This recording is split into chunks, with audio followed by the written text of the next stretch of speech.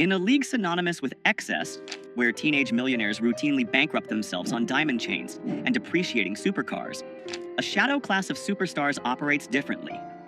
From billionaires hunting for Wi-Fi signals to finals MVPs driving rusted trucks. These are the 10 extremely rich black NBA players who famously live like they are poor. Number 10. Trey Burke, the $5,000 man. When Trey Burke was selected 9th overall in the 2013 NBA draft, he was immediately handed the keys to a kingdom most people only dream of. The expectation for a top 10 pick is immediate and visible consumption. The entourage, the jewelry, and the sprawling mansion. The statistics regarding broke former athletes are terrifying, with some estimates suggesting that 60% of NBA players face financial hardships within 5 years of retirement. Burke looked at those numbers and decided he would not become a statistic. Despite signing a rookie-scale contract that guaranteed him millions of dollars over his first few years, Burke instituted a financial lockdown that baffled his peers. He placed himself on a strict, non-negotiable allowance of $5,000 a month. To the average person, $5,000 is a healthy amount of money. But in the context of the NBA, where a single table at a nightclub can cost $10,000, Burke was essentially living on minimum wage relative to his income bracket. This $5,000 had to cover everything. It wasn't just fun money. It was his operating budget for food, gas, clothing, and daily essentials. If he wanted a new pair of designer shoes, he had to check his balance. If he wanted to treat friends to dinner, he had to calculate the cost. It was a self-imposed scarcity designed to simulate the real world while his actual millions sat in investment accounts, compounding untouched. Burke's philosophy was simple. If he could learn to be happy and functional on a budget that didn't require an NBA salary, he would never be beholden to the game.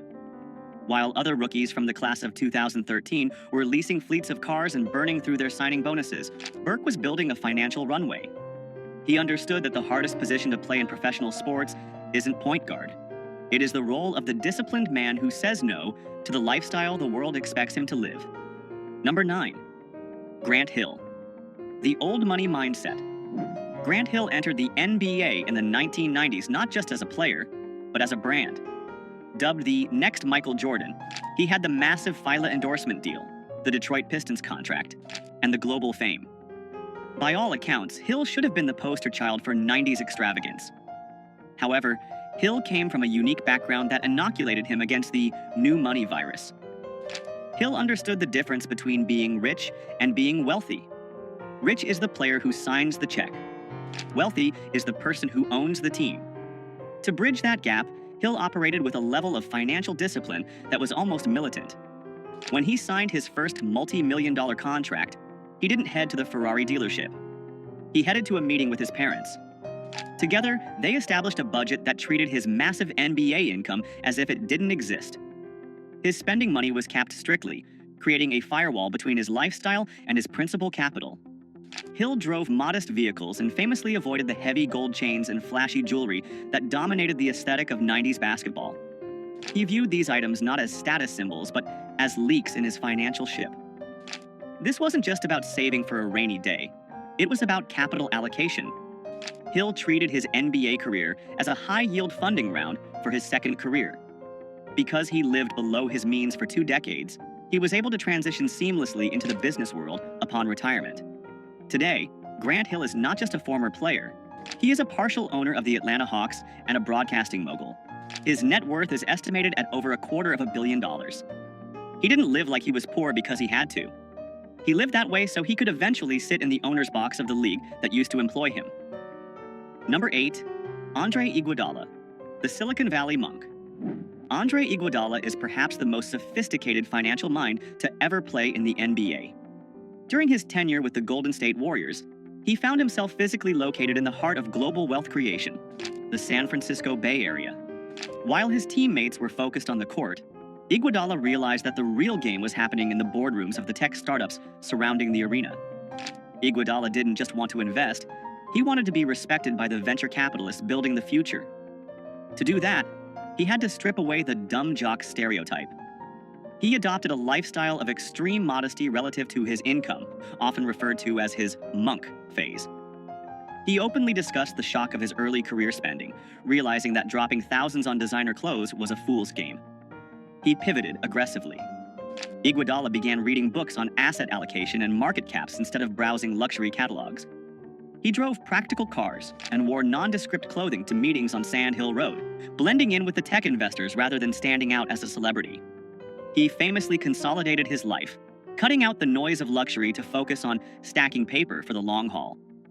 This frugality allowed him to funnel significant portions of his salary into high-risk, high-reward tech seeds. He was an early investor in juggernauts like Zoom, Cloudflare, and Datadog before they became household names. He co-founded the Players Technology Summit, teaching other athletes how to secure their financial futures. Iguodala didn't want to be the guy with the coolest car in the parking lot. He wanted equity in the apps on everyone's phone. By living modestly, he turned his NBA paycheck into a venture capital war chest, proving that the greatest luxury is financial freedom. Number 7. Chris Paul, the point god of budgeting. Chris Paul is known as the point god for his uncanny ability to control the tempo of a basketball game, but his control over his personal balance sheet is even more legendary. Paul is the current face of financial literacy in the NBA, serving as a longtime president of the National Basketball Players Association, NBPA. His obsession with budgeting isn't just a quirk, it's a message he preaches to every rookie who enters the league. Paul's frugal mindset was cemented before he played a single minute of professional basketball. When he declared for the draft, the standard procedure for agencies was to offer a line of credit or an advance to potential top picks. His agents offered him a $100,000 advance, flash money intended to buy the obligatory draft suit, the jewelry, and the down payment on a luxury car. It is a trap that hooks players into debt before they earn a dime. Paul's parents intervened immediately. They advised him to reject the six-figure advance and take only $25,000. They told him bluntly, if he couldn't survive on $25,000 for a few months, he wasn't mentally ready to handle the millions that would follow. That lesson in delayed gratification defined his career. Even after earning hundreds of millions in salary, Paul remains notoriously careful with his spending. He is famous for buying clothes that don't carry designer price tags and emphasizes that time is the only asset you can't budget for. He urges younger players to look at the burn rate of their lifestyle. Chris Paul lives rich by refusing to let his lifestyle dictate his choices, proving that you can sign a max contract and still respect the value of a single dollar. Number 6. Jimmy Butler, the hustler in the minivan. Jimmy Butler is an enigma in the world of professional sports. He signs contracts worth hundreds of millions, yet he moves with the gritty energy of a man who is still trying to make rent. His frugality is not passive, it is performative and aggressive. Butler is famous for his disdain for the stupid tax, the extra money celebrities pay just to look important. For years, stories circulated about Butler driving a Toyota Sienna minivan. This wasn't because he couldn't afford a Bugatti. He owns high-end cars. But he frequently chose the minivan because of its utility and anonymity. In a minivan, nobody asks for money.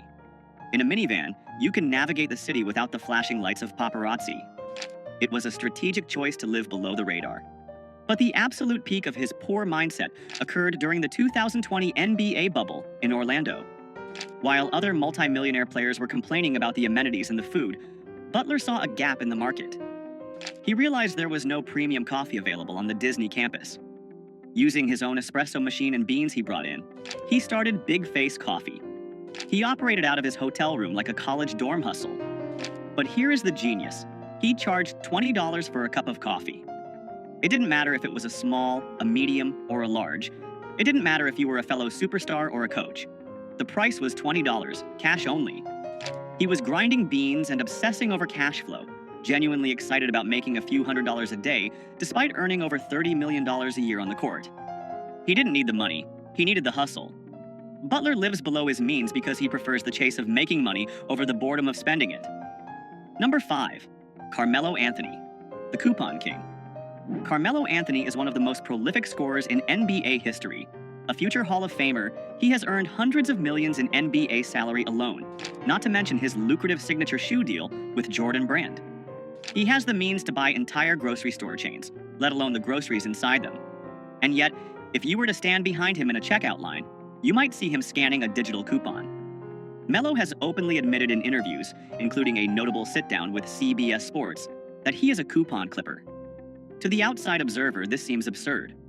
Why would a man with a net worth rivaling the GDP of a small island nation Care about saving 50 cents on paper towels or getting a discount on a box of cereal? The answer lies in his background. Growing up in Baltimore, Anthony saw how quickly money could vanish. That early exposure to scarcity created a permanent filter on his spending habits. For Mello, using a coupon isn't about the 50 cents. It's about the principle of value. It is a refusal to be overcharged simply because he has the capacity to pay. He advises younger players to count the pennies, searching for deals on hotels and essentials even when they don't have to. But don't mistake this for being cheap. It's about allocation. While he saves on groceries, he pours millions into Mello 7 Tech Partners, his venture capital firm that invests in digital media and consumer technology.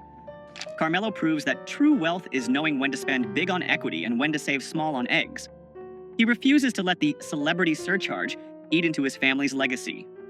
Number 4. Tim Duncan, the Oldsmobile icon. Tim Duncan is the patron saint of boring wealth. In a league of peacocks, Duncan was a tortoise, slow, steady, and armored against nonsense. His 19-year career with the San Antonio Spurs brought him 5 NBA championships and over $240 million in salary earnings. Yet, if you saw him at a gas station in San Antonio, you would assume he was an IT manager on his way to a casual barbecue. Duncan famously rejected the fashion runway culture of the NBA. He wore oversized flannel shirts and baggy jeans that looked like they were purchased from the clearance rack of a big box store. He didn't wear them to be ironic. He wore them because they were comfortable, and he saw no logic in replacing clothes that were still functional. His approach to cars was equally utilitarian but passionate. While his teammates were leasing the latest Bentleys and Rolls-Royces, Duncan was often seen driving a customized, but decidedly unflashy, Oldsmobile. This wasn't because he hated cars. In fact, he loved them so much he opened his own auto shop, Blackjack Speed Shop. But he viewed cars as machines to be worked on, not status symbols to be displayed. His poverty lifestyle was actually a masterclass in indifference. He simply did not care about the opinions of others. He didn't need a stylist. He needed a rebound. He didn't need a VIP section. He needed a quiet dinner. This lack of ego in his spending protected him from the sharks that circle NBA stars. Tim Duncan didn't just save money. He saved energy. He retired as one of the wealthiest players in history, not because he made the most, but because he spent the least on things that didn't matter. Number 3. Giannis Antetokounmpo, the scarcity survivor. For Giannis Antetokounmpo, living like he is poor isn't a financial strategy. It is a muscle memory. Growing up stateless and impoverished in Greece, he sold trinkets and DVDs on the streets of Athens just to help his family eat. That level of trauma wires the brain differently than any American superstar could understand. When he landed in the NBA, the sudden influx of millions didn't fix the trauma of poverty. It just amplified his fear of losing it all. The stories of his early frugality are legendary. In his rookie year, Giannis famously went to a Western Union to send all of his available cash back to his family in Greece. He sent so much that he didn't leave enough for a cab fare to the arena on game day. Realizing his mistake, he didn't call a limo service. He literally started running down the street toward the stadium until a couple of fans recognized him and gave him a ride. He didn't view his bank account as a bottomless pit. He viewed it as a miracle that could disappear if he blinked. Even after signing a Supermax contract extension in 2020 worth $228 million, Giannis maintained his cheap habits. He was famously caught on video, celebrating a free smoothie, genuinely excited about saving a few dollars. He used to share basketball shoes with his brothers because he couldn't fathom owning multiple pairs. Giannis lives with a scarcity mindset in a world of infinite abundance. He constantly reminds himself that the luxury isn't guaranteed. He collects free water bottles from team facilities, not because he can't afford water, but because waste feels like a sin. He doesn't spend like a king. He spends like a survivor who remembers exactly what hunger feels like. Number 2. Kawhi Leonard, the gas guzzler. Kawhi Leonard is the ultimate glitch in the NBA matrix. He is a 2-time NBA champion, a 2-time Finals MVP, and a man who has signed contracts totaling well over $250 million. By any metric, he is NBA royalty. And yet, long into his superstar career, he was still driving a rusted 1997 Chevy Tahoe. This wasn't a vintage car collection flex. This was his daily driver from his college days at San Diego State. He affectionately nicknamed it the Gas Guzzler. when asked by the media why a man earning over $20 million a year was driving a vehicle that belonged in a scrapyard. His answer was deadpan and perfect. It runs and it's paid off. That sentence sums up the entire philosophy of the richest frugal players. It works, so why change it? But the story gets even better. Kawhi Leonard, a man with a 9-figure net worth, once legitimately panicked because he lost his stash of coupons for Wingstop. He wasn't worried about the cost of the wings. He was stressed about losing the deal. He loves the mango habanero flavor, but he loves the value proposition even more. He approaches his finances with the same robotic, emotionless efficiency he uses to defend the best players in the world. No flash, no drama, no wasted motion. Kawhi Leonard lives in a tax bracket where he could buy a Wingstop franchise every week, but he prefers the satisfaction of getting a free meal because the coupon says he earned it. He proves that being rich doesn't mean you have to be wasteful. Number 1, LeBron James, the billionaire penny pincher. And finally, we arrive at the king. LeBron James is not just a rich basketball player. He is the first active NBA player to be officially certified as a billionaire by Forbes. He owns the Spring Hill Company, he has equity in Fenway Sports Group, owners of the Boston Red Sox and Liverpool FC, he owns pizza franchises, and he has a lifetime deal with Nike. His empire is vast, his reach is global, and his wallet is practically bottomless. And yet, he is arguably the cheapest player in the history of the league when it comes to small expenses. This isn't a rumor, it is a locker room fact confirmed by his best friend, Dwyane Wade. LeBron James, the man who could buy a streaming service outright, refuses to pay $4.99 a month for ad-free Pandora. He listens to commercials. He sits in the gym, lifting weights, waiting for a 30-second ad to finish rather than spending $5. But it goes deeper. LeBron famously refuses to turn on data roaming on his phone when he travels internationally. If there is no Wi-Fi, the king goes dark. He will walk around a foreign city, hunting for a free signal like a backpacker on a budget. Gabrielle Union, Dwyane Wade's wife, has joked about LeBron's refusal to use data, noting that he waits until he hits a Wi-Fi zone to send texts. He has admitted to being cheap with his personal day-to-day spending, despite donating tens of millions to charity and building an entire school for at-risk kids in Akron. And that is the ultimate lesson. LeBron James isn't cheap because he loves money. He's cheap because he hates waste. He understands that becoming a billionaire isn't just about the big checks you cash, it's about the millions of tiny leaks you plug. He treats $5 with the same respect he treats $5 million. He lives like he's poor in the small moments, so he can live like a king in the moments that change history. From Kawhi Leonard's rusted Tahoe to LeBron James's relentless battle against data roaming charges, these players prove that true wealth isn't about what you spend, it's about what you keep. Which of these frugal flexes impressed you the most? Let us know in the comments below. Make sure to like and subscribe to Black Status for more deep dives into the mindset of the ultra-wealthy. We'll see you in the next one.